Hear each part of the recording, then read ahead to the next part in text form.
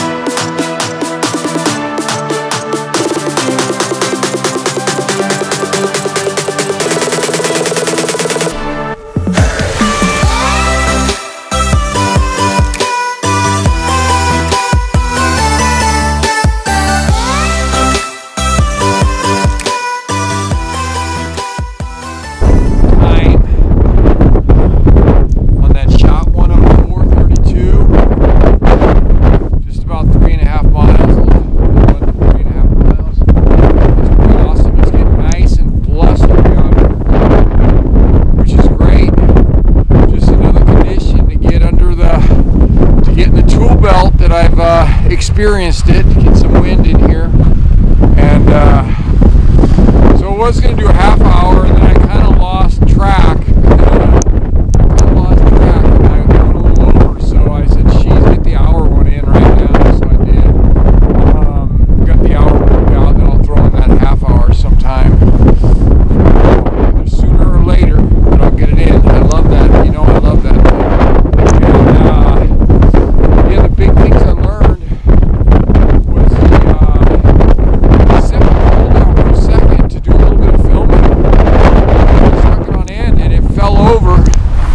Fell over, and it was kind of challenging to find. And I said to myself, wow, make sure when you're out on the course you're going to stick that thing in solid. That was a little quick lesson there. I don't want to be out there with one pole. Not a good idea, walking in circles. And then I think the other thing I did was, it was supposed to be 24 degrees. I only put one cap on, just to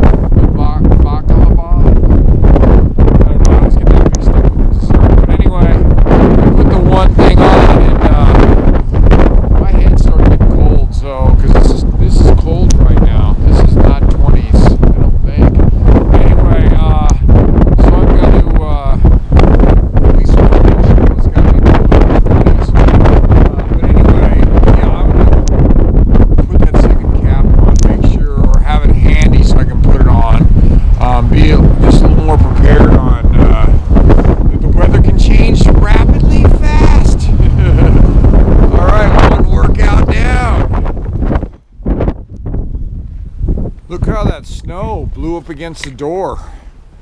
Just in like an hour, there's like 6 inches of snow blowing up against the door. Anyway, interesting, man. That wind can really get things moving around. All right, look what just came in, hot off the press. My new sled, or my new sled to try. I got my old sled that I love, but then I got this new sled that I might love more because I was talking to my buddies at Ski Polk, my buddy over there, Grant, who's the owner of it, I believe now, and this sled's 5 pounds lighter. This sled is 5 pounds lighter than my other sled. I said, well, send it over, I'll try it. I go, is it sturdy? He goes, yeah, it's sturdy. I go, well, I'll really try it then. I mean, I lost like 30 pounds of chub, and if I lose 5 pounds of sled, holy cows, that's 35 pounds. I'll be like the Kenyan of sled pulling. Anyway, I'm excited to take this out for a spin. This is from my buddies at Ski Polk. I love those guys. So, I mean, it's good that you're here. You know. So the one thing is, if I can do the fleece, and I don't get those shirts all wet, you got to carry those shirts with you, and they're all soaked. Right. You No, what I do is I always carry an empty bag that you can stuff your wet clothes or anything in there. Still weight. And you want to keep it right, but you may have to take it with you. No, you do. That's what I'm saying. If I do the fleece where it doesn't get wet, then I'm not carrying that wet t-shirt with me Right. the rest of the way. But I'll carry a bag anyway. Carry an empty bag that you can throw Carry your an empty stuff bag in, if I need to. and not a cheap plastic one that's going to freeze up and break. Oh, Maybe really? like an old stuff sack or something. Oh, so you're talking not a plastic one, so Maybe nylon or something. nylon stuff. Just so you can put your wet clothes in. So those will break. The plastic ones will break in the cold. Probably, yeah. Then it's not very good. Okay. And the thing is you just want to keep that wet stuff away from the dry stuff. Right. So now, when you're coming in, for example, when you're coming into Gateway, where you're your first checkpoint, what I do before I even go into the store, you have your change, anything that you're going to be putting on, maybe a dry shirt, dry socks, change of shoes or whatever. You have that ready to go. You have that in your bag, so you're walking in there with your empty bottles, and your clothes. Oh. So every move you make is organized. First change is ready to go. Yeah. Because I get there and you're tired and looking for stuff. you're pulling out your crap, trying to find stuff. Yeah, this is big.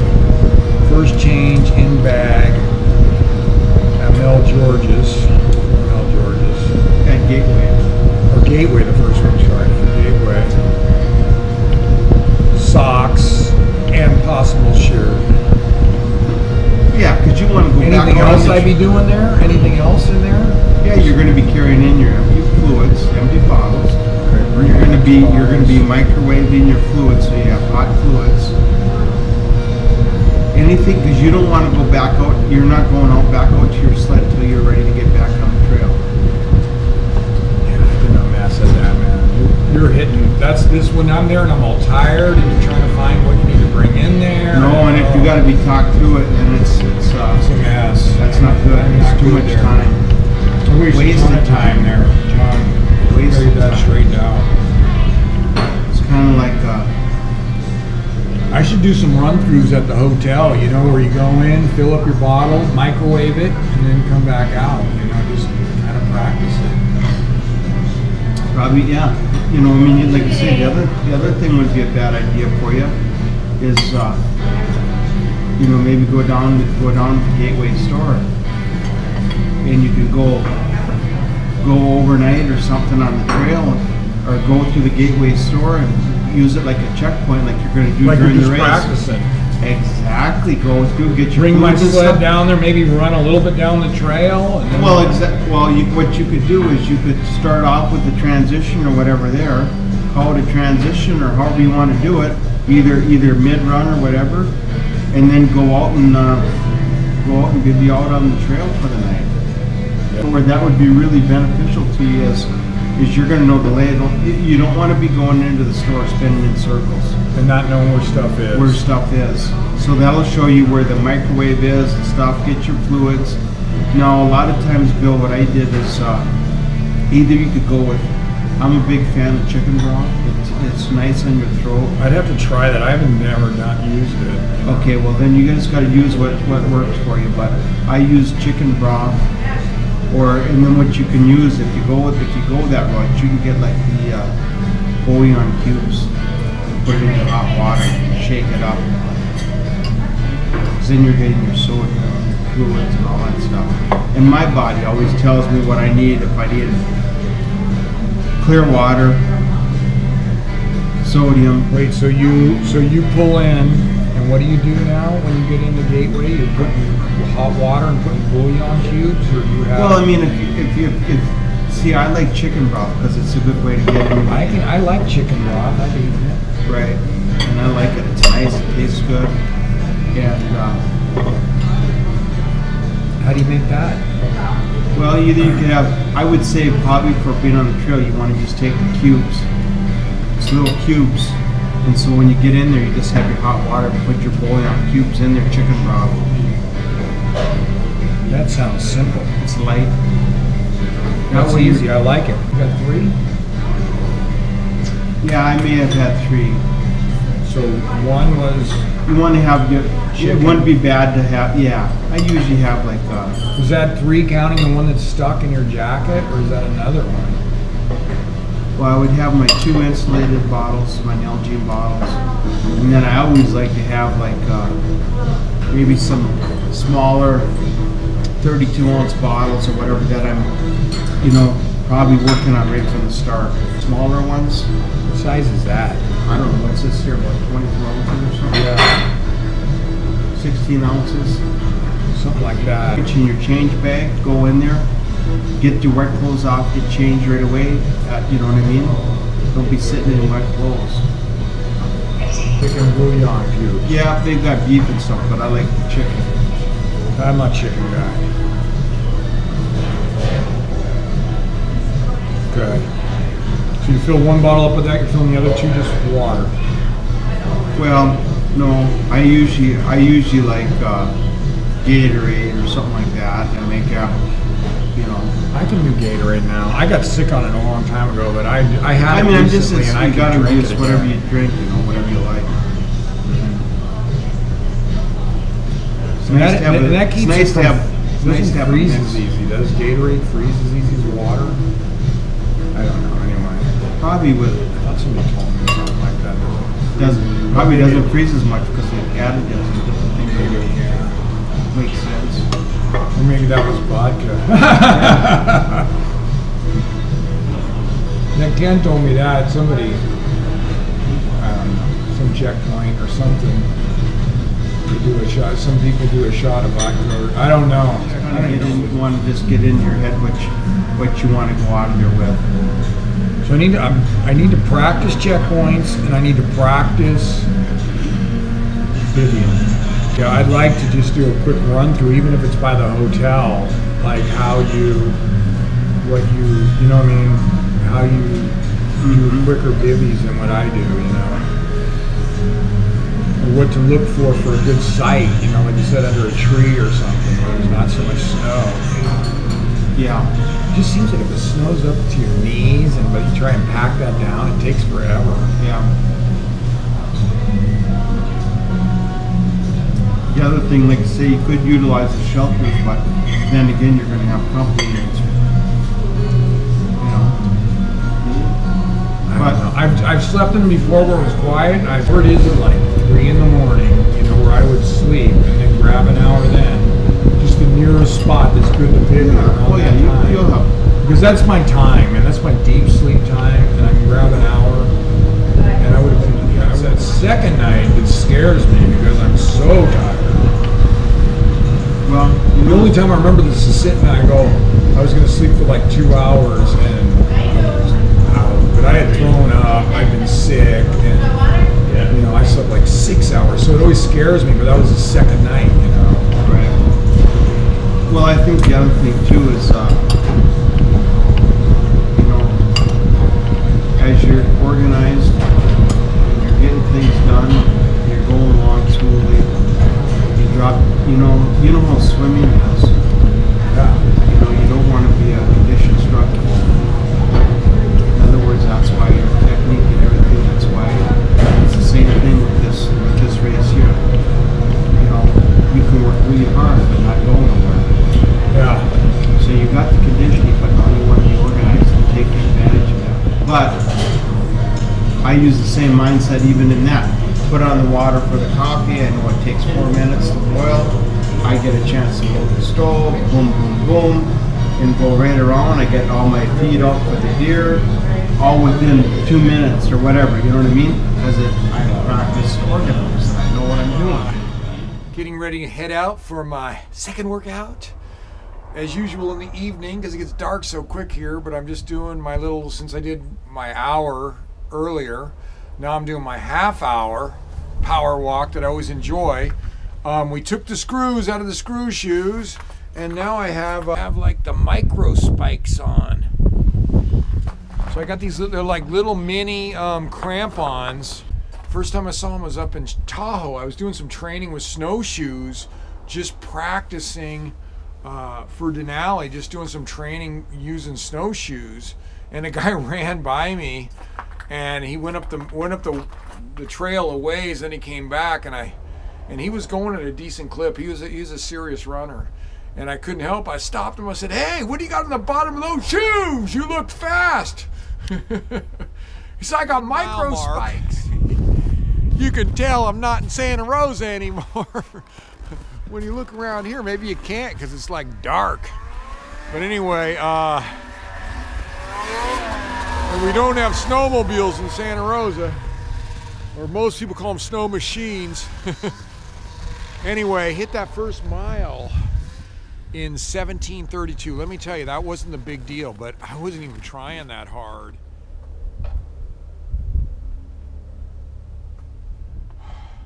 All right, hopefully you saw that screenshot.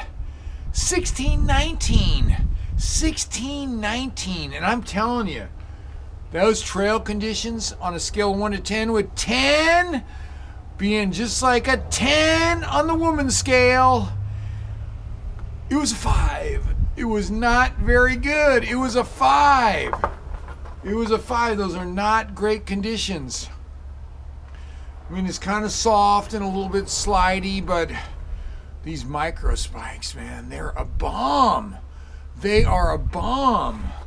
They, at least for these conditions of the trail, I had very little slippage.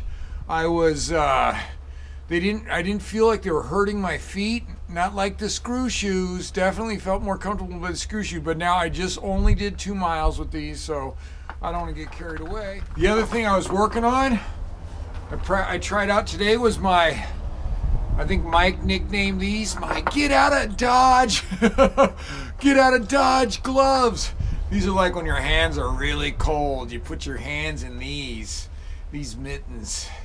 It felt pretty good tonight. It felt pretty good. They're comfortable. I can grip. They're easy to get on and off.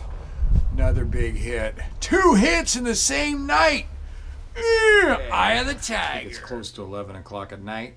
Last workout I did, my third workout of the day, was I did a half hour of yoga. Yoga stretches. I did them on my own, although I noticed that you can look on the internet and on YouTube, and they have stretches for runners. They have YouTube, like a YouTube yoga class for runners. I loved it. I was just kind of glancing at it as I was doing my own hip opener stretchers. I was working on my hips and my hamstrings, because even I know from how much yoga I've been doing, like I'm kind of a yoga expert, I guess. Remember, I was ranked number 8 in my yoga studio because I went so much for the last 3 months. But anyway, let's look at the food log. Now, just a reminder, I do not count the food that I'm eating on the trail, because I need to encourage myself to eat on the trail and practice for my race. So I got 1,800 calories in exactly. And you know the rule is anything 1,800 or less is the big X. There we go. The X chart's rolling, the temporary X chart, till I get home and transfer it onto my big X chart. I think we ordered some X charts for here because I'll be here for a while. So I probably got another 6 weeks or so here. But anyway, it was an awesome day. You guys are awesome.